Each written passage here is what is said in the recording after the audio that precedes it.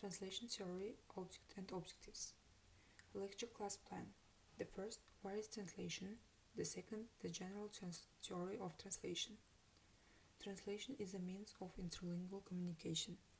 The translator makes possible an exchange of information between the users of different languages by producing in the target language a text which has an identical communicative value with the source text. This target text is not fully identical with source text as to its form or content due to the limitations imposed by the formal and semantic differences between the source language and target language. Nevertheless, the users of target identify it to all intents and purposes with source text functionally, structurally, and semantically. The functional identification is revealed in the fact that the users handle target text in such a way as if it were source text, a creation of the source text author. The translation is published, quoted, criticized, and etc., as if it really belonged to the foreign source.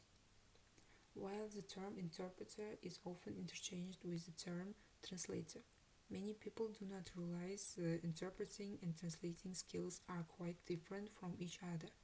Both professions are very important and in fact complement each other, but competency in one skill does not necessarily mean competency in the other.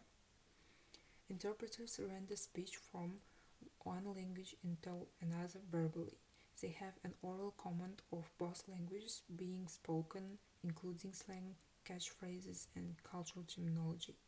They possess of good listening and interpersonal skills and employ short-term memory to ensure accurate interpretation.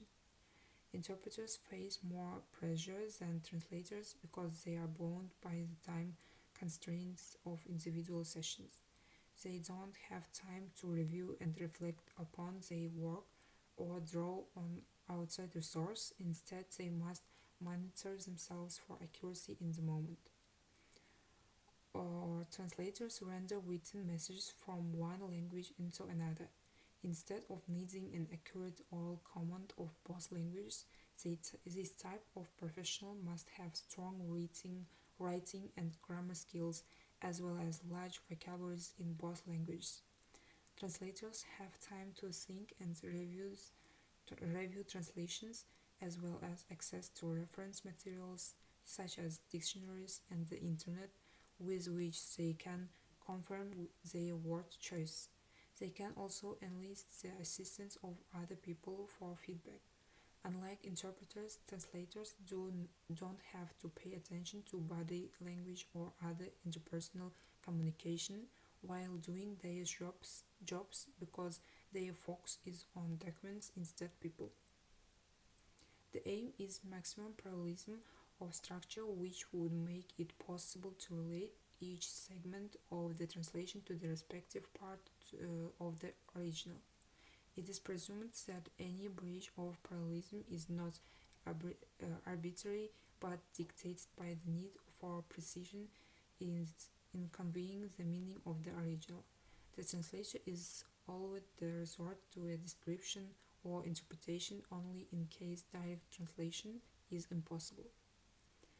In conclusion, mention should be made of one more branch of the theory of translation, which deals with the pragmatic aspects of the translating process.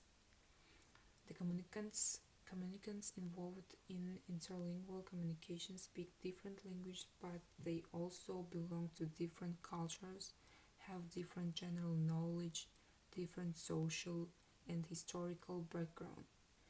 This fact has considerable impact on the translator's strategy, since the most truthful rendering of source text contents may sometimes be partially or fully misunderstood by the receptors of the translation or fail to reproduce a similar effect upon them. The translator has to assess the possible communicative effect of target text and take pains to ensure an adequate understanding of its message by target receptors. This may necessitate expanding or modifying the original message to make it more meaningful to the members of a different language community. The lecture is over. Thank you for your attention.